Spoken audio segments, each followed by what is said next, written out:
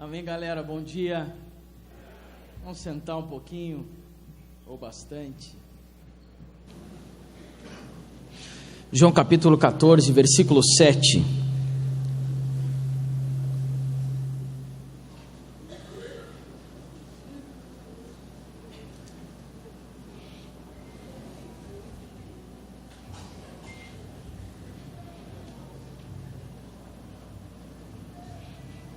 Eu tenho aqui ela na versão NVI, mas eu vou ler junto com vocês aqui. E nós vamos até o... Ah, já trocou, então leio aqui. Nossa, que rápido isso aí, hein? E a outra versão, como é que é? Agora demorou, viu? E a NVI? Não, estou brincando, vamos lá. João 14, capítulo 7, diz assim: se vocês realmente me conhecessem, conheceriam também o meu Pai. Já agora vocês o conhecem e têm visto. Disse Filipe: Senhor, mostra-nos o Pai, e isto nos basta. Jesus respondeu: você não me conhece, Filipe, mesmo depois de eu ter estado com vocês durante tanto tempo. Quem me vê, vê o Pai. Como você pode dizer, mostra-nos o Pai? Você não crê que eu estou no Pai e que o Pai está em mim? As palavras que eu lhes digo não são apenas minhas. Pelo contrário, o Pai que vive em mim está realizando a sua obra. Creiam em mim quando eu digo que estou no Pai e que o Pai está em mim, ou pelo menos creiam por causa das mesmas obras. Digo-lhes a verdade: aquele que crê em mim fará também as obras que tenho realizado. Fará coisas ainda maiores do que estas, porque eu estou indo para o Pai. E eu farei o que vocês pedirem em meu nome, para que o Pai seja glorificado no Filho. O que vocês pedirem em meu nome, eu farei. Se você puder fechar seus olhos. Obrigado, Senhor, por essa manhã tão especial. Obrigado, Senhor, por esse final de semana especial, que nós sabemos que ele foi planejado por Ti. E tudo, Senhor, está debaixo da Tua vontade. O fato de estarmos aqui, cada um de nós, ó Pai, não saímos pela nossa vontade das nossas casas, da nossa cidade para estar aqui, mas nós sabemos que tudo isso é a obra Tua, e foi Tu que nos trouxestes a este lugar. Fala conosco ainda mais nessa manhã, fala conosco nesse final de semana, que não seja mais um final de semana, que não seja mais uma palestra, que não seja mais um congresso, mas que seja, Senhor, o início de uma grande transformação nas nossas vidas, a começar por mim. Permita, Senhor, que nesse momento a palavra nos transforme. Permita, Senhor, que a palavra nos leia. Permita, Senhor, que a palavra, Senhor, mude em nós o que precisa ser mudado, para que não venhamos somente ouvir a Tua palavra, mas possamos ser transformados por ela. Ajuda-nos, ó Pai, nessa manhã, em nome de Jesus. Amém. É interessante esse versículo, essa seção de versículos eu gosto muito, porque a gente é muito preconceituoso quando lê a Bíblia. E eu sei que você, quando lê a Bíblia, você também é preconceituoso. Eu sei que você julga Jonas. E você, por algum motivo na sua cabeça, faz você acreditar, se você estivesse no lugar de Jonas, você teria saído correndo para Nínive pregar o Evangelho. Eu sei que você julga Pedro, porque ele afundou na água. E algo na sua cabeça diz que se você estivesse no lugar de Pedro, você não afundaria. E eu sei que nesse momento talvez você também está julgando Filipe, dizendo: poxa vida, que cabeção esse Filipe, que não entendia o que Jesus estava querendo falar. Quando Jesus disse: se vocês me conhecessem, ele pergunta para Jesus dizendo: então me mostra o Pai. E Jesus diz para ele: poxa vida, Filipe, como tu vai dizer para conhecer o Pai se eu estou com vocês todo esse tempo?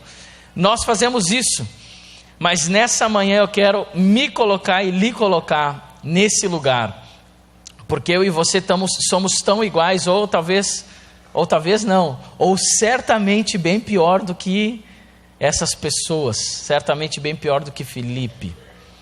E eu quero lhe colocar e me colocar nesse lugar, nessa manhã, nesse congresso que tem o tema profundidade, que tem a ver com o nosso tema nacional, submersos, e é o que a gente precisa. Deixa eu falar para vocês de uma pesquisa que está sendo realizada há praticamente 80 anos pela faculdade de Harvard. Ficou bonito meu inglês? Harvard. Para falar inglês é só enrolar a língua que dá certo. Pelo menos para os brasileiros, né? Os ingleses não entendem nada, os americanos não entendem o que está falando, mas para nós parece que a gente está falando bem.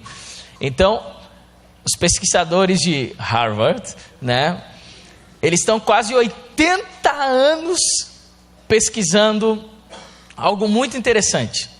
Já está no 4º pesquisador, e esse pesquisador é um homem que você pode encontrar um TED no YouTube. Você sabe o que é TED, né? Os um pouquinho de mais de idade não sabem o que eu estou falando, não é um ursinho de pelúcia, né? TED é uma palestra curta de 15 minutos, e esse pesquisador dá uma palestra falando sobre essa pesquisa.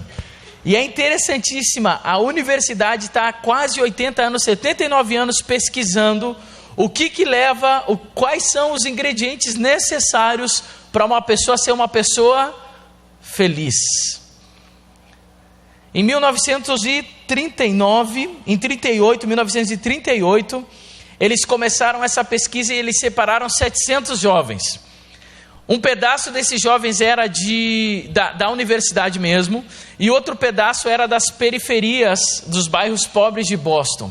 E a partir daí eles pegaram 700 jovens e começaram a estudar, mas estudar de verdade, pesquisa verdadeira, não é aquela pesquisa que eu e você fazemos para entregar na faculdade ou no colégio, né? Que você entra na Wikipédia e vai lá e depois ainda vai nas referências da Wikipédia e coloca como se fossem as suas referências. Deus está falando com você nesse momento, né? Pesquisa de verdade. Eles pegaram esses homens, rapazes na época, desses 700, cerca de 40 ainda estão vivos e continua a pesquisa. Eles pegavam de 2 em 2 anos, eles faziam uma entrevista com essas pessoas, eles conversavam com a família dessas pessoas, eles tiravam sangue dessas pessoas, analisavam o sangue dessas pessoas, eles faziam tomografia no cérebro dessas pessoas, faziam tomografia no corpo, pesquisa de verdade. E eles vêm fazendo isso durante 2 anos até os dias de hoje, tentando descobrir quais são os ingredientes que a pessoa, um ser humano, precisa para ser uma pessoa feliz. Sabe o que eles descobriram? E você pode encontrar isso nesse TED desse cientista Robert Waldinger, alguma coisa assim. É muito interessante. Eles descobriram que tudo que uma pessoa precisa para ser feliz, e eu sei que você sabe que não é dinheiro, apesar de você nunca ter provado para saber se é ou não é, né? Dizem que não traz felicidade, dinheiro eu também acho que não traz, mas não sei na verdade, tenho minhas dúvidas, gostaria de provar para dizer para você com certeza, mas eu sei que você sabe que não é dinheiro, eu sei que você sabe que não é muita coisa. Essa pesquisa provou que para uma pessoa ser feliz, dentre esses 700 entrevistados, um deles virou presidente dos Estados Unidos, outros morreram drogados, outros constituíram família, outros não, mas em todos eles chegaram ao mesmo denominador comum, que o que uma pessoa precisa para ser feliz é de relacionamentos. Que pessoas que se relacionam são pessoas felizes, independente do dinheiro, independente da fama, independente de um monte de coisa. Pessoas que têm bons relacionamentos são pessoas felizes. Eu fiquei muito feliz com esse resultado dessa pesquisa, porque eu comecei a me fazer perguntas e fazer perguntas para as pessoas, porque a gente vê hoje no Facebook, vê em muitos lugares, uma busca desesperada de líderes de jovens, e às vezes de pastores, de como criar um ambiente para que um jovem entre na igreja e diga: aqui é meu lugar, me encontrei. Eu não saio nunca mais. Perguntas que eu e você fizemos como líderes, dizendo o que eu preciso fazer para os meus jovens entrarem de cabeça no Evangelho. Eu escuto muitas dessas perguntas por onde a gente vai, dizendo: César, qual é o segredo? O que a gente tem que fazer? E o Facebook ele é campeão de trazer boas ilusões, né? Graças a Deus lá em Porto Alegre a gente tem uma equipe de mídia maravilhosa. Eu particularmente tenho alguns pés atrás com isso, porque às vezes a gente chega em alguns lugares, e eu tenho certeza que o missionário Edson também passa por isso, e chega em alguns lugares, igrejas pequenas, desanimadas, tristes, e eles olham para nós e dizem: tudo o que eu queria era ter uma igreja como a de vocês. E eu digo para ele, não vai nessa. O Facebook é enganoso, não é tudo isso. A gente edita aqueles filmes, a gente faz uma boa edição. Igreja é igreja. Claro que Deus às vezes dá um crescimento, Deus dá graça a nós, mas continua sendo tudo igual. E as mesmas perguntas que vocês se fazem são as mesmas perguntas que um pastor de uma igreja de 2.000 membros continua se fazendo.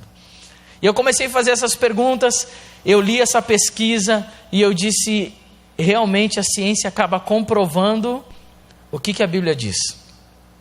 Realmente a ciência acaba só descobrindo a criação de Deus. Porque Deus criou um ser relacionável. Deus criou uma pessoa que se relaciona.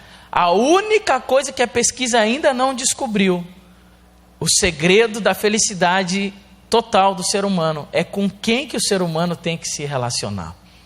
Isso eles ainda não descobriram, não sei se vão descobrir, ou descobriram e não quiseram acreditar. Vamos ir para Êxodo. Depois a gente vai voltando, eu vou abrindo janelas com vocês, depois a gente vai tentar fechar. E se eu não conseguir fechar todas elas hoje, a gente fecha elas amanhã.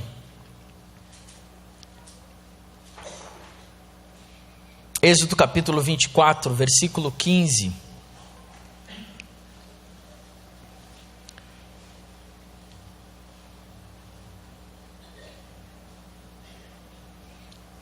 Diz assim,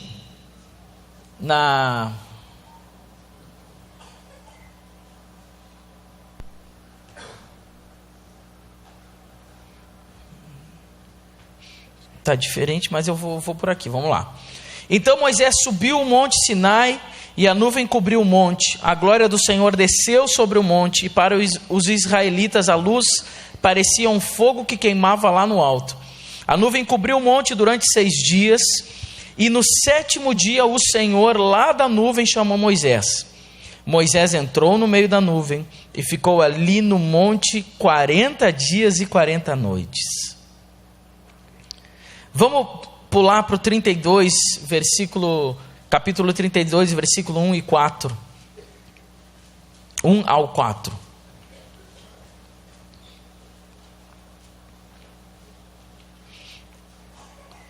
O povo viu que Moisés estava demorando muito para descer do monte. Então eles se reuniram em volta de Arão e lhe disseram: não sabemos o que aconteceu com Moisés, aquele homem que nos tirou do Egito.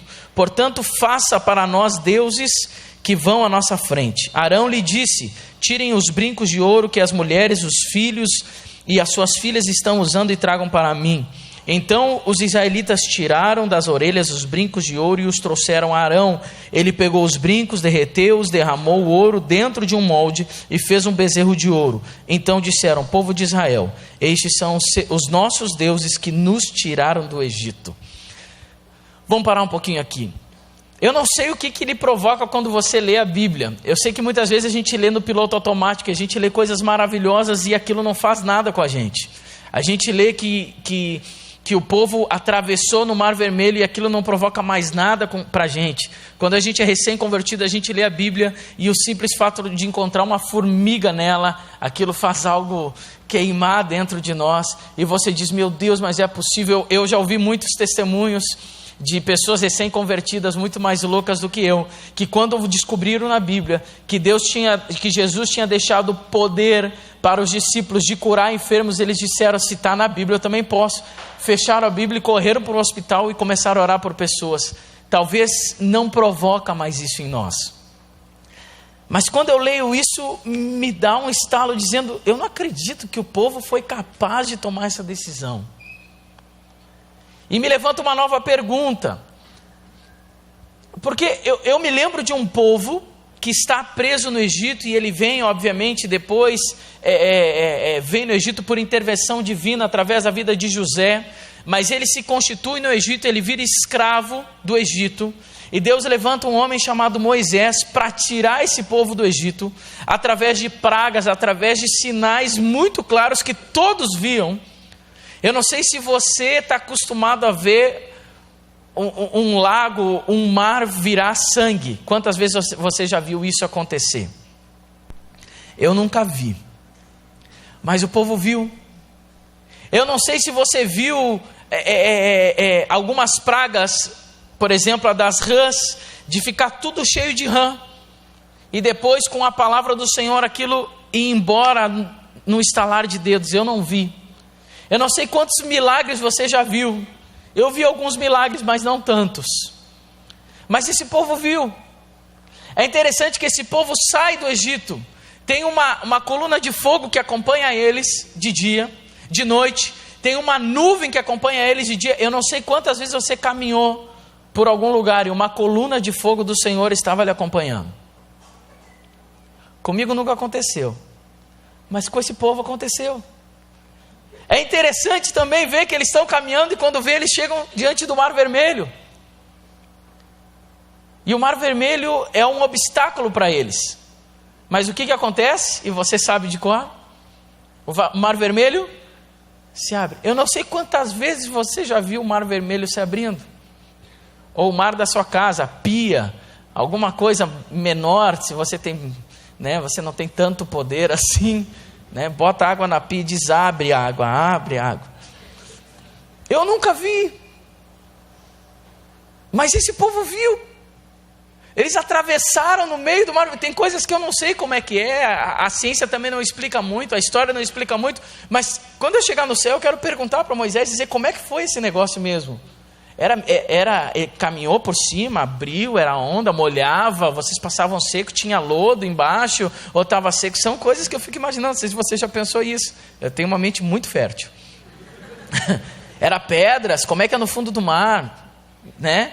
E eles passaram, o povo viu isso, o povo passou por isso. Logo depois, no início da caminhada no deserto, tem esse fato que Moisés sobe para falar com Deus. E antes de eu fazer a pergunta, me chama a atenção também algo impressionante. Se você ler nos capítulos anteriores, você vai ver que Deus fala com o povo, porque o povo quer falar com Deus. E Deus diz, tá bom, Moisés, se o povo quer falar comigo, eu vou falar com ele. Só que é o seguinte, falar comigo não é caminhar para frente, não é tão simples assim. Vocês são cheios de pecados, eu sou santo. Pecado com santidade não combina, dá morte, vira morte. Então, eu vou dizer o que vocês têm que fazer, vocês têm que se santificar, vocês têm que fazer jejuns, têm que fazer isso, têm que fazer aquilo, têm que parar de pecar, é muito difícil, para aquele povo do Egito, não para nós, né? Tem que parar de pecar, tem que se santificar, vai ter um lugar que ninguém vai poder passar daquilo ali, senão vai dar morte, e lá de cima do monte eu vou falar com o povo. Acontece, Deus fala com o povo, e sabe o que o povo sente quando Deus fala com eles? Medo. Tanto medo. Eu não sei se Deus tinha voz grossa. Nos filmes ele tem voz grossa. Eu tenho minhas dúvidas. Mas tá, eu não tenho voz grossa, né? Aí eu estou muito longe, né? Mas Deus fala com o povo. O povo sente medo. E diz para Moisés algo também chocante. Diz, Moisés, faz o seguinte, a gente não quer mais falar com esse Deus. Faz o seguinte, quando Deus quiser falar, diz para ele falar contigo. E quando ele falar para ti, aí tu passa para nós. Pode ser. Minha filhinha de 4 anos, a Milena, faz assim para nós. E parece que o povo está dizendo, Moisés, quando Deus quiser falar, fala contigo. A gente não quer essa coisa de consagração. A gente não quer essa coisa de deixar de pecar. Isso não está escrito aqui, mas eu creio que era isso que estava acontecendo. A gente tem medo de Deus. Deus e pecado não combinam. A gente gosta bastante do pecado. Faz o seguinte, tu é bem santo. Fala tu com Deus. Depois eu vou vir para os dias de hoje, mas deixa eu vir um pouquinho para os dias de hoje. Não tem nada a ver com os dias de hoje, né? Relação pastor, líder, não, né? Fala tu com Deus, pastor. Ora lá. Mas depois a gente fala sobre isso. O mais interessante é que Moisés sobe. Fica 40 dias. E o povo, provavelmente ocioso, está lá dizendo, deu ruim lá. Morreu o homem. Eu avisei Moisés que pecado e santidade não combinam. Acho que ele foi em pecado, ele morreu. Imagina a fofocaiada que deve ter dado no meio do povo. Também fofoca só lá naquele tempo, hoje também não existe mais. Pastor fica doente, ninguém, nada, pecado, nada, isso aí não existe. Moisés morreu, por que morreu? Não, eu vi um dia, entrei na tenda dele, que nem como diz o Edson, né, do irmão lá que estava corrompendo uma de suas ovelhas, a árvore, né? Depois eu disse ali tinha que ter disciplinado a ovelha, porque era a ovelha da igreja do pastor Edson, né? A árvore, faltou a disciplina ali. A exclusão que era mais complicada, né? Como que excluir aquela ovelha dali? Tinha que cortar. E aí, ele está lá falando. O interessante é que o povo diz, morreu. Beleza. O que a gente faz agora? Chamaram Arão. Disseram, Arão, faz um novo Deus para nós. E olha só como eles tratam Moisés, porque aquele homem que nos tirou do Egito já é um ser distante, um ser que eu não estou nem aí para ele. Aquele homem que nos tirou do Egito, eu acho que ele morreu. Faz um novo Deus para nós. O interessante é que eles não pedem um novo líder. Eles não pedem, diz assim, alguém nos dirige de novo aquele Deus. Não, eles estão pedindo um novo Deus. Isso me faz fazer alguma pergunta. Por que esse povo agiu tão rápido? E por que esse povo mandou fazer um novo Deus? E eu já fiz essa pergunta para o nosso seminário de líderes, então os líderes não podem responder. Por que o povo agiu tão rápido? Por que o povo pediu um novo Deus? E eu sei que você sabe a resposta. É porque esse povo em nenhum momento conheceu a Deus. Esse povo conhecia Moisés e o Deus de Moisés, mas esse povo não sabia quem era Deus.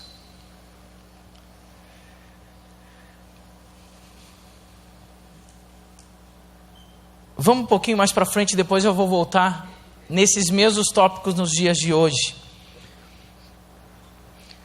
Antes da gente ler 1 Coríntios, se você quiser abrir, primeira carta aos Coríntios, capítulo 3.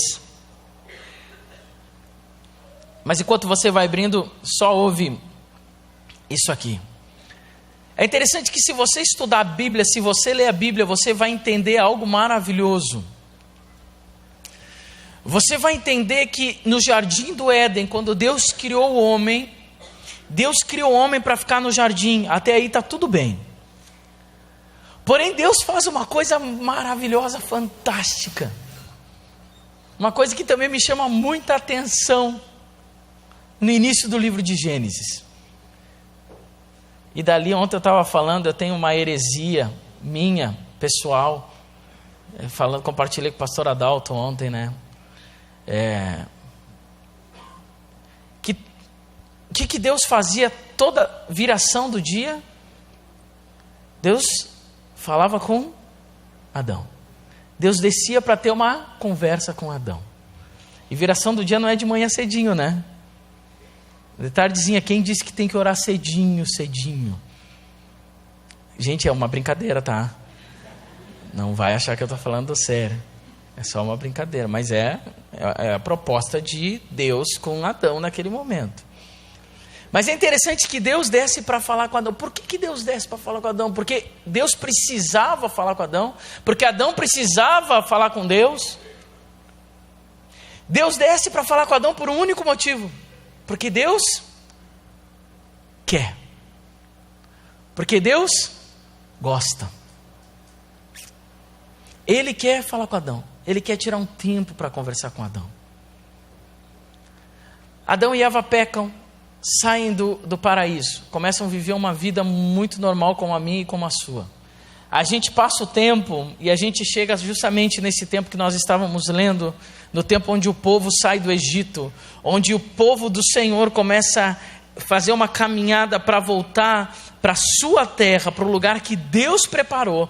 E no meio dessa caminhada, Deus fala com Moisés e diz para Moisés construir um tabernáculo, que dentro desse tabernáculo teria uma arca, que dentro dessa arca teria o quê? sem medo, a presença de Deus. Por que que Deus faz questão de trazer a presença de Deus para dentro de uma arca, para ficar no meio do povo? Por quê? Porque Deus quer. Porque Ele quer estar no meio do povo. Porque Ele quer se relacionar com o homem. É interessante que a gente vê depois, mais para frente na história, e você encontra isso no livro de Samuel, que os filhos de Eli estão lutando uma batalha contra os filisteus estão ganhando essa batalha, e os filhos de Eli se lembram: nós com a arca, com a presença do Senhor, nós somos indestrutíveis. Eles vão e pegam a arca e colocam no campo de batalha, e eles começam a vencer os filisteus se dão conta disso, então eles roubam a arca do Senhor.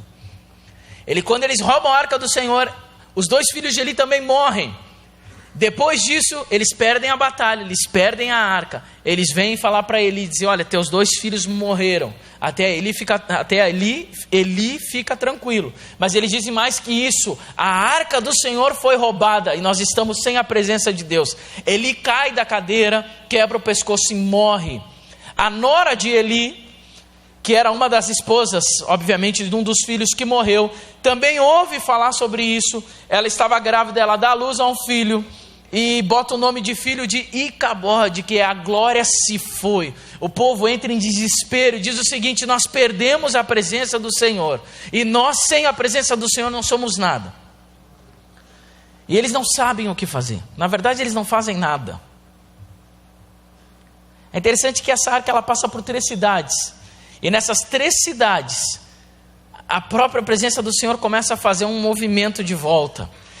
Essas cidades onde ela é colocada, as pessoas dessas cidades começam a ter tumores no corpo e começam a ter uma infestação de ratos. Então eles começam a ter medo dessa arca e eles vão pulando, vai para outra cidade e acontece a mesma coisa na outra cidade. Então vai para a 3ª cidade, acontece a mesma coisa na 3ª cidade. Eles dizem: e agora o que a gente faz? Então eles chamam alguns magos filisteus e dizem: o que a gente faz com essa arca?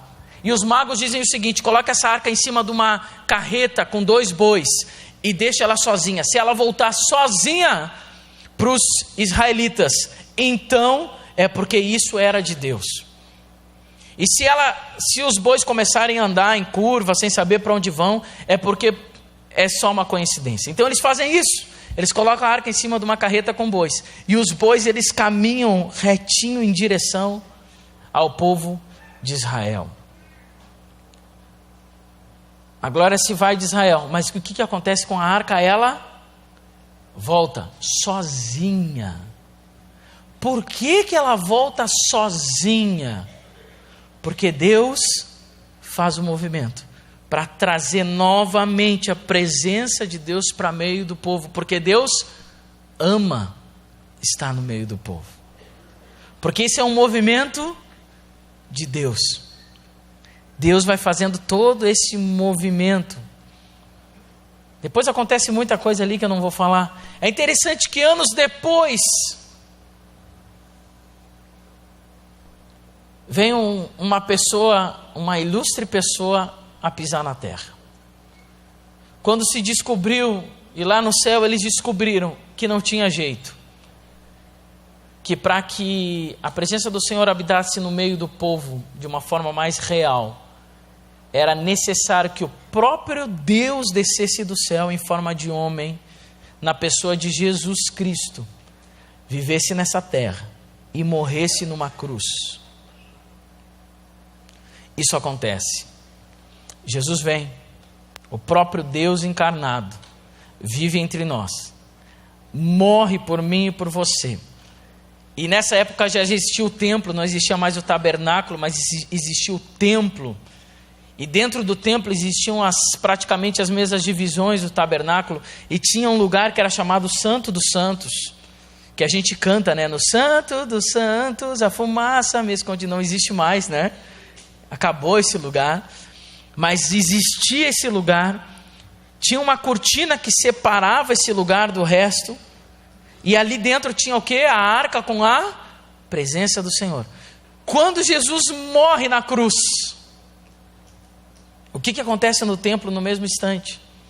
E a gente canta em algumas músicas, pelo menos eu canto. Eu já fui em vários lugares, cantei essa música, ninguém me acompanha. Eu acho que é só eu que conheço essa música.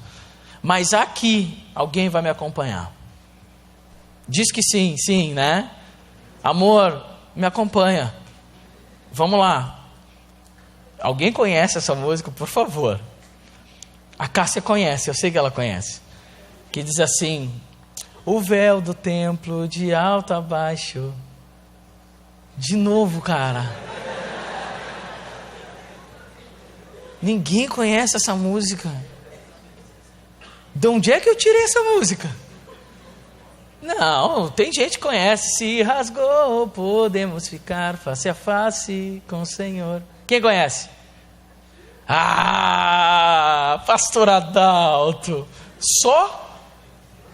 Não, tem lá atrás. Não sei quem é, mas... o Marquinhos, claro. Podíamos cantar junto nesse momento, o que vocês acham? Não, tá. Mas às vezes a gente canta que o véu se rasgou de alto a baixo e a gente não entende muito. É bonitinho, o véu se rasgou, mas por que ele se rasgou? Quando Jesus morre na cruz, o véu se rasga e a presença do Senhor sai de dentro da arca. Não tem mais separação entre o homem e a presença do Senhor. Agora ela está disponível a todos os homens. Jesus ascende aos céus e deixa conosco o Espírito Santo. Por um movimento de quem? Meu, seu, ou um movimento divino? Por um movimento divino. E por que aconteceu esse movimento divino? Porque Deus quer. Porque Ele faz questão de estar no meio do povo. Porque Ele ama estar junto com você. Tira da sua cabeça que o seu momento de oração é porque você quer ficar mais santo, é porque você está com saudade da presença do Senhor. Até pode ser, mas deixa eu te falar, quem está com saudade de você é o Senhor. Porque quem ao longo da história tem feito movimentos para estar perto de você é o próprio Deus. Quem lhe ama a ponto de entregar o seu próprio filho é Ele. Não é você, mas é Ele. Quem está com saudade de ti é Deus. Quem tem necessidade de estar contigo é Deus. Quem te criou é Deus. Quem te ama é Deus. Quem faz o movimento é Deus. Quem mandou seu filho é Deus. Deus ama estar com o seu povo. Deus faz o que for necessário para estar no meio do povo. A gente faz muita coisa, mas não tem nada melhor que você possa fazer por alguém, a não ser a morte. Eu posso dizer para quem for, para minha esposa, dizer amor, não, para ela não dá graça, porque obviamente esse amor ele é muito grande, mas vamos dizer para o William, mais ou menos, né? Tá, mas só aqui em cima do púlpito eu vou falar. William, eu te dou, cara, todos os meus bens, que não são muitos, mas tá. Pega lá, cabe no carro. Te dou tudo, cara. Alguém pode dizer, uau, que lindo isso. Diz, cara, eu estou sabendo que tu está com um problema no rim, eu vou te dar um rim, meu. Uau, que gesto lindo. Mas não tem nada maior do que alguém dizer assim, cara, eu vou morrer por ti. É como se Deus, sabe aquela coisa entre pai e filho, que fica aquela coisa, eu faço isso com as minhas filhas, né?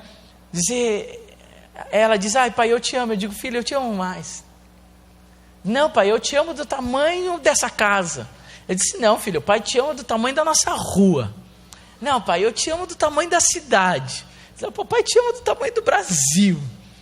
Ela disse, pai, eu te amo do tamanho... Às vezes ela volta, né? Porque a cabeça dela ainda não é... Pai, eu te amo do tamanho do carro, então. Eu disse, não, filho, o país era maior que o carro, mas tá. Vamos voltar, vamos continuar brincando. Mas daqui a pouco a gente chega num lugar que parou a brincadeira. Eu te amo no infinito. Né? Quando você era menor, eu sei que você falava 2 vezes infinito e acabou. Pá! E não vale multiplicar infinito, né? Senão não tem graça. Eu te amo, eu te amo. Parece que Deus não sabe brincar. Deus, eu te amo, que eu te entrego minhas manhãs. Ele diz, tá, eu morro por ti. brincadeira. Não tem nada maior que alguém possa fazer por outro a não ser a morte. Depois da morte não tem. Vai fazer o quê? Está morto. Acabou a brincadeira. Deus está dizendo para você o seguinte: eu te amo tanto, que a maior coisa que alguém poderia fazer por alguém eu já fiz, acabou. Para de brincar. Eu te amo mais. É eu que faço o movimento. Legal, até aqui foi tudo bonito. Vamos para a parte ruim. 1 Coríntios, capítulo 3. Paulo chega e escreve uma carta para uma igreja. Ele percebe muitos problemas nessa igreja. A igreja de Coríntios tinha alguns problemas. Um dos problemas que faltava nela era a falta de amor e outras cositas mais. E aqui Paulo justamente ele vai falar de um dos problemas da igreja. E não é a única igreja que tem esse problema, tá? Tudo naquele tempo, hoje não existe mais. 1 Coríntios capítulo 3, versículo 1 a 3 diz assim: na verdade, irmãos, eu não pude falar com vocês como costumo fazer com as pessoas que têm o Espírito de Deus. Tive de falar com vocês como se fossem pessoas do mundo, como se fossem crianças na fé. Tive de alimentá-los com leite e não com comida forte, pois vocês não estavam prontos para isso. E ainda não estão prontos, porque vivem como se fossem pessoas deste mundo. Vamos até aí. Paulo aqui vai falar para uma igreja que ele vê algumas características, e a gente podia entrar fundo nesse versículo, mas eu não vou fazer isso nessa manhã. Ele vê uma característica muito ruim nessa igreja. Ele vê pessoas que não cresceram na fé. Ele vê crentes como crianças na fé. Ele vê cristãos imaturos. Eles vê cristãos que não entenderam ainda perfeitamente o que é fé, não entenderam o que é Cristo, não entenderam o que é se entregar para Cristo, não entenderam o que Cristo fez. E ele diz: eu queria muito continuar falando com vocês e ir um pouquinho mais profundo, mas eu não posso, porque vocês são imaturos, são como crianças, ainda estão tomando leite. E ele ali diz uma das características pelo qual ele teve essa consciência. Ele diz: porque vocês são como se fossem pessoas do mundo. E eu acho que isso tem muito a ver com nós, tem muito a ver com jovens, tem muito a ver com o evangelho fajuto que está sendo pregado nos dias de hoje. Tem muito a ver com mentiras que estão sendo colocadas goela abaixo de vocês, de mim, da internet. Hoje em dia, para você descobrir que um cara é crente, meu amigo, é difícil. Tem que cavocar. Porque ser crente hoje está muito legal, está muito fácil.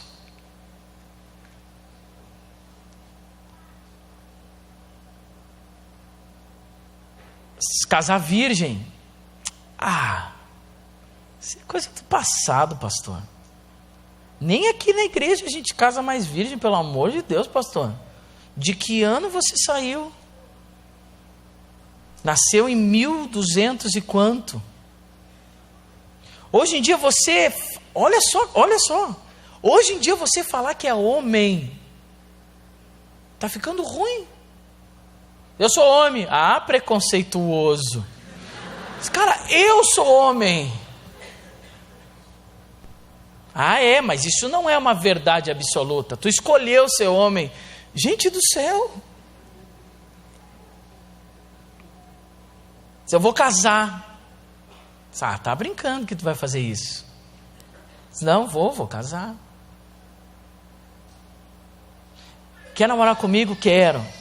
Tá, mas a gente vai se conhecer mesmo só no casamento. Não, que isso. E sabe o que estão dizendo? Que isso é normal, que isso está bom. Mas tu não acabou de dizer que Deus é amor, Deus é graça. É legal, mas brinca com a graça para ver. Tem uma pessoa aqui no meio que sabe o que é graça. Tem uma pessoa aqui no meio que entende perfeitamente a graça. Ele está por aí, não sei onde é que ele está. Está lá no fundo, né? O Vitor, né? Lá de Vacaria. Se você não está entendendo nada, no final vê ele e a namorada que Deus deu para ele. É graça. Isso é graça. Olha quem falando, né? Olha quem falando. Mas estão querendo empurrar a goela abaixo que isso tá bom. Não ora mais, não, essa coisa de oração. Eu já ouvi isso de César, que isso é um farisaísmo da parte de vocês, dizer que o povo tem que orar. Oração, ela tem que brotar lá de dentro, ela tem que ser uma vontade. Nem Deus gosta quando eu vou orar sem vontade. Eu disse, uau! Uma fé fajuta. Tá tudo bem. Tá uma fé misturada. Um povo que não está para falar de Bíblia. Se a gente fala muito de Bíblia, metade da plateia não entende nada. Por que não lê a Bíblia? Vamos orar, vamos fazer uma vigília de oração. A gente mais compartilha a palavra e canta, porque ninguém consegue ficar orando. Vamos orar de joelho. Que joelho? Isso é coisa do passado. Agora Deus aceita tudo. Eu oro no banheiro, eu oro no carro, eu oro comendo. Eu oro mais que o pastor, se duvidar. Eu oro o tempo todo. Eu oro ouvindo Justin Bieber. Eu estou orando, porque Deus criou tudo. Deus é o universo, é uma energia cósmica que toma conta de mim. A gente começa a ouvir coisas que eu não sei, confunde a minha mente. Pessoas que dizem, não, eu entrei no relacionamento, eu estou dormindo com meu namorado, disse, legal. Não, e eu estou sentindo paz. Que paz! Da onde? Não, eu oro de vez em quando, eu estou bem. Eu estou bem. Quer saber se alguém está bêbado? Pergunta se ele está bêbado. Ele vai dizer, a primeira coisa ele diz, não, eu não estou bêbado. Quando ele diz, eu não estou bêbado, é porque ele está bêbado. Quando um crente olha para ti e diz, eu estou bem, é porque ele não está bem. Não, pastor, fica tranquilo, eu estou indo no culto, mas eu estou bem. Eu não estou orando, mas eu estou bem, fica tranquilo. Pode cuidar aí das ovelhas que estão precisando, eu estou bem. Tem muita gente, tem uns amigos meus aí que estão precisando, mas eu estou bem. Deixa eu ir lá que eu tenho que dormir com meu namorado. Eu estou bem. Eu até choro no culto. Oro, o pastor me chamava para fazer uma oração, tem uma oração maravilhosa. Eu já fui mais, como é que eu posso dizer, não vou dizer menos crente. É ruim para o filho de pastor falar isso, mas deixa eu confessar para vocês aqui. Eu já fui menos crente. Eu já tive um pouco dessa ideia. Essa ideia quase tomou conta de mim. Hoje eu estou cada vez mais crente. Hoje eu estou achando que crente mesmo é o cara que anda com a Bíblia debaixo do braço. Não a Bíblia desodorante, mas de verdade. O cara que lê a Bíblia. Hoje eu estou com dúvida de jovem que não lê a Bíblia. Eu tenho a Bíblia no celular, eu tenho no iPad maravilhoso, mas eu tenho a Bíblia também. Jovem que não tem Bíblia, eu estou começando a ficar com dúvida. Eu estou começando a ficar mais velho. Porque ao longo do tempo eu vejo que crente mesmo é crente, não é minha boca. Ou conhece o Senhor ou não conhece. E quem conhece o Senhor se transforma e deixa de ser criança. Quem conhece o Senhor amadurece na fé e não fica fazendo pergunta de criança. Pastor, posso fazer uma tatuagem aqui? Isso é coisa de criança. Pastor, olha só, tem música secular. Isso é coisa de criança. Isso não é coisa para gente que conhece o Senhor de verdade. O que Deus te disse? O que Deus te falou? Eu estou gostando de crente agressivo, que vai entra no ônibus e abre a Bíblia e começa a ler a Bíblia. Que posta no Face coisa de Jesus. Que posta aqueles vídeos horrorosos que fazem. Mas estou gostando porque, cara, isso é crente. Aquele Jesus com a letra Comic Sans, né? Com aquele fundo. Cara, mas isso é crente. Eu e a Daphne, a gente está tendo uma experiência maravilhosa de cuidar de uma igreja de crente novo. Aí o cara tinha imobiliária e ele troca o nome da imobiliária para Cristo Imóveis. Eu disse, cara, isso é crente. Vamos para cima deles. Eu estou começando a ficar apaixonado por isso. Eu não gosto mais, estou começando a não gostar de crente 007, que fica se fazendo e quer aparecer do mundo. Cara, quer aparecer do mundo, não tenta aparecer, vai. Corre para o mundo. Está na dúvida, vai. Eu estou gostando de crente que ora, que crente... Nós tivemos no Submersos um evangelismo, eu estava compartilhando com o Edson, foi maravilhoso, que foi um evangelismo meio agressivo, assim, diz, não é para ficar fazendo pergunta, o que é muito bom, aquelas questões, não, é o seguinte, bate na porta e pergunta, tem alguém para nós orar aí? Dá para orar? Diz, tem um cara lá na cama, vamos lá, vai, ora. Sabe, crente selvagem, que conhece o Senhor e vai com tudo. E foi um pessoal que chegou na casa e disse, tem alguém para orar? Tem, eu sou cego do olho direito. Sim.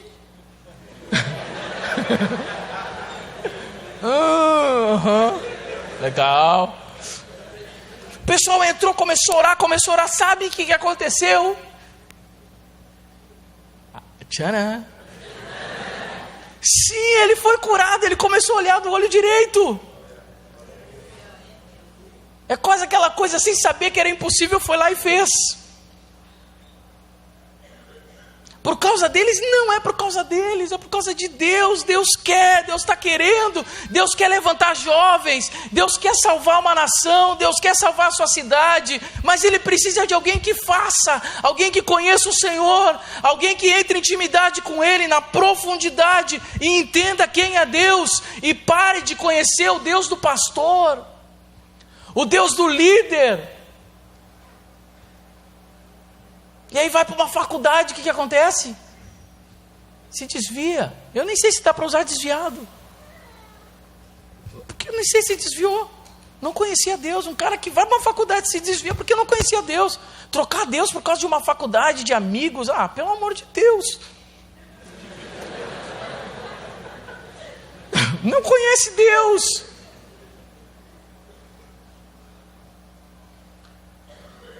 Moisés não morre, mas Moisés fica 40 dias.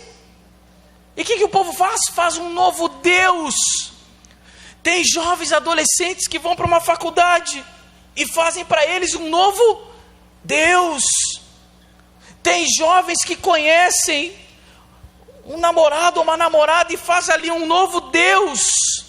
Ele não está com problema no namoro, ele está com problema com Deus. O problema dele não é o novo namorado, o problema dele é que ele nunca conheceu a Deus. Ele não sabe quem é Deus. Ele conhece o pastor, ele conhece as músicas, ele conhece o líder, ele conhece um monte de coisa, até uns arrepios que ele sentia de vez em quando, mas ele nunca conhecia Deus. Porque se ele conhecesse Deus, ele jamais trocaria esse Deus por outra coisa. Se o povo do Egito conhecesse Deus, eles não trocariam. Eles não conheciam. Se o povo da igreja de Coríntios conhecesse Deus, eles teriam amadurecido. Se o nosso povo de hoje em dia conhecesse Deus, a gente não seria mais como criança. Deus está chamando uma geração para conhecer Deus de verdade. Sair do raso. Sair de experiências. A gente ouve mensagens e vai para congressos e acha que isso é conhecer Deus. Isso são experiências maravilhosas, mas isso não é conhecer Deus. Conhecer Deus é quando você chega no seu quarto, fecha a porta do seu quarto, do seu escritório, seja onde for, tira um tempo e Deus começa a falar com você de uma forma muito poderosa. E aquela experiência transforma a sua vida e não tem nada nem ninguém que lhe afaste de Deus. Certa vez uma missionária veio para o Brasil e disse, que legal, e num seminário eles estavam falando sobre muitas estatísticas do Brasil e veio a estatística dos desviados. E a missionária disse: como assim desviados? Ela não era brasileira. Disse: o que é isso, desviados? Aí a pessoa explicou: não, desviados é aqueles que um dia foram da igreja e agora são desviados. Ah, entendo. Tá, e quantas chibatadas eles levaram? E ela não estava de brincadeira, ela estava falando sério mesmo. Porque lá onde a gente mora realmente é difícil. O pessoal lá não está se desviando, mas aqui deve ser pior. Ela falando, parecia que ela estava brincando, mas não, ela estava falando de verdade. Porque lá quando alguém aceita Deus, a Jesus Cristo, eles por causa dos muçulmanos, eles começam a levar chibatadas. E eles vão levando até quando não possa aguentar mais. E aí quando o couro começa a sair das costas, e começa a ficar só carne e osso, aí eles param. E aí eles esperam aquilo se reconstituir. Aí quando virou casquinha e já está pele de novo, aí ele vai novamente para a sessão, e assim vai indo. Então essas pessoas, elas não devem ter aguentado. Diz: não, aqui não tem isso. Eu não sei o que passou na cabeça daquela missionária, mas no mínimo ela deve ter passado: então é por isso. Tem muita gente que tem medo da perseguição, eu sou um deles. Mas que uma perseguição ia cair muito bem para os nossos dias, ia cair. Não só ia cair, como eu acho que um dia vai chegar. Aí a gente ia ver muito crente correndo, muito crente pulando fora, muito crente fugindo. O pastor, certa vez, quando foi pregar, não sei, essas estratégias não sou muito aí, a gente já fez algumas lá na igreja e não deu certo. Matamos um rapaz de brincadeira, deu um problemão, né? Acho que a gente passou do ponto. Graças a Deus eu tenho meu pai, o pastor Ivan, que foi e resolveu tudo. Alguns jovens saíram da igreja bravos com a estratégia, mas acho que era joio, né? Mas um pastor um dia fez uma estratégia, ele ia começar a pregar. E quando ele começou a pregar, entrou 2 homens encapuzados com arma. E disseram: nós vamos matar todo mundo aqui que for crente. Subiram no púlpito e vamos começar pelo pastor. E eu vou dar 5 segundos para quem aqui acha que não vale a pena morrer por Jesus sair por aquela porta. Claro que muita gente saiu. Naquela igreja, hoje eu sei que ninguém sairia. Se você riu, você se... né? Aí depois tiraram o capuz e disse: deu, pastor, agora pode começar a pregar, que só ficou os crentes mesmo.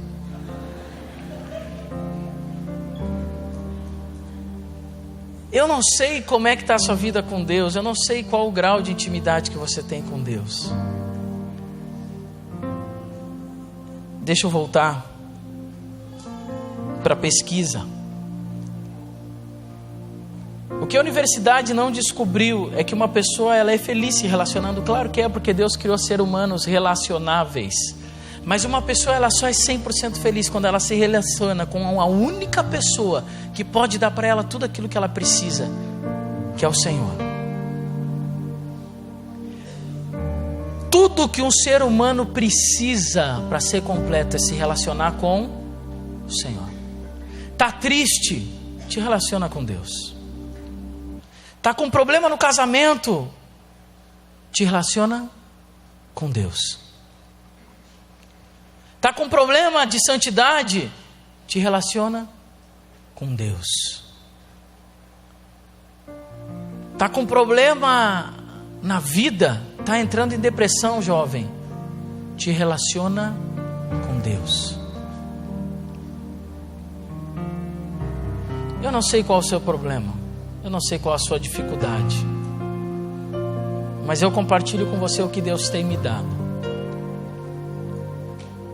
Deus preparou esse final de semana para lhe atrair para este lugar. E para lhe chamar para um relacionamento verdadeiro com Deus. Deus não quer mais um final de semana. Deus não quer mais um movimento. Mas Deus quer que você de verdade entre na profundidade do conhecer a Deus. E desfrute de toda a transformação que vai começar a acontecer na sua vida. Uma vez que você entre de verdade a conhecer a Deus. Isso não é brincadeira. Eu não sei qual é o chamado que Deus tem para você. A gente vê pessoas como o missionário Edson e enche o nosso coração, mas esse é o chamado que Deus deu para ele, para ir para as nações.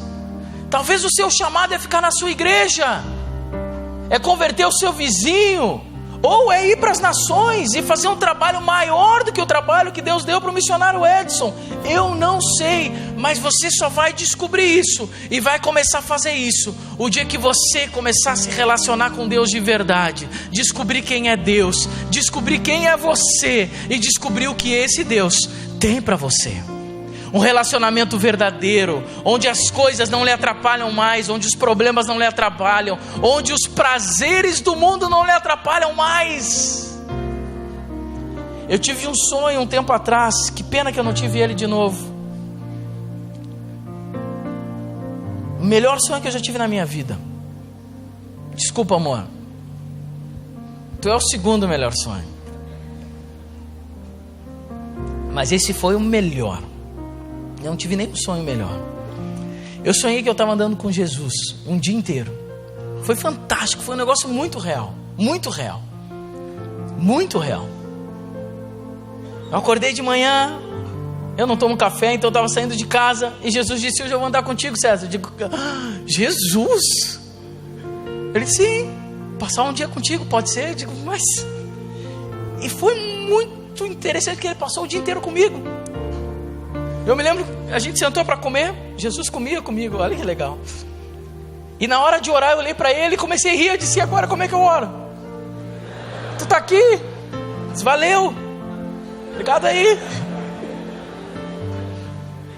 Foi fantástico, mas assim, foi muito interessante o sonho. Eu não sei se foi sonho ou foi visão, porque foi muito, muito real. Eu me lembro como se fosse hoje, nós andando no carro, batendo papo com Jesus, botando cinto em Jesus. Imagina se eu machuco Jesus. E a gente conversando e brincando justamente com essas coisas. Aquela semana inteirinha. Eu não sou a pessoa mais santa do mundo, eu só não conto meus pecados para você não sair correndo por essa porta. Mas naquela semana, sabe que eu tive quase zero vontade de pecar. Porque eu me lembrava de Jesus, eu estava com Jesus, era muito claro, era como se ele estivesse comigo ali. Não dava vontade de pecar. Meus olhos estavam em Jesus e não estavam no pecado. Foi fantástico. Eu estou precisando desse sonho de novo, Jesus. Talvez você entre numa conferência dessa e sai daqui dizendo: eu não consigo, eu não posso, é difícil. E eu volto sempre a mesma coisa. Eu volto sempre a mesma coisa. E eu não consigo crescer. Eu não consigo amadurecer. Eu não consigo nem descobrir quem é Deus. Deixa eu te falar. O dia que você conhecer a Jesus e começar a andar com Jesus, os seus olhos vão sair do pecado e vão começar a ser colocados em Jesus.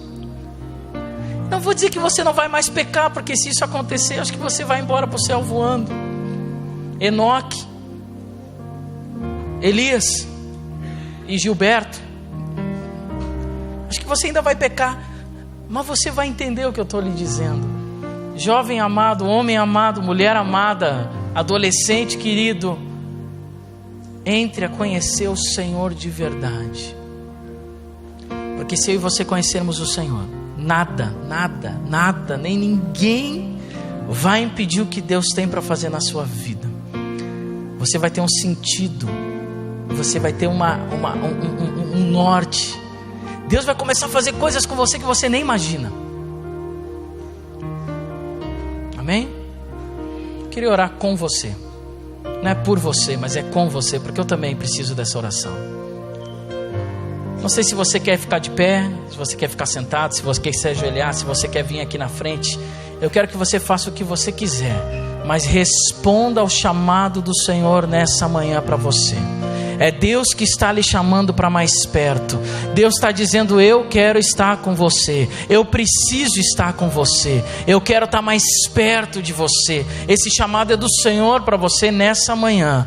Esse chamado é do Senhor para você nesse final de semana. Deus está te chamando para um relacionamento mais profundo, para um relacionamento mais íntimo, para um relacionamento mais verdadeiro, para conhecer quem é o Senhor, para conhecer quem é o Senhor.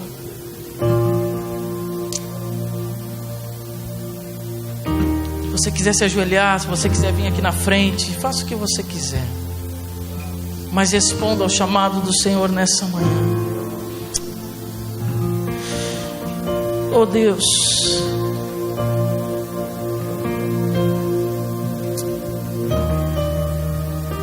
nada é nosso, Senhor, nada é nosso, nada vem de nós, nada vem de nós, tudo vem de Ti, Senhor, tudo vem de Ti, Jesus.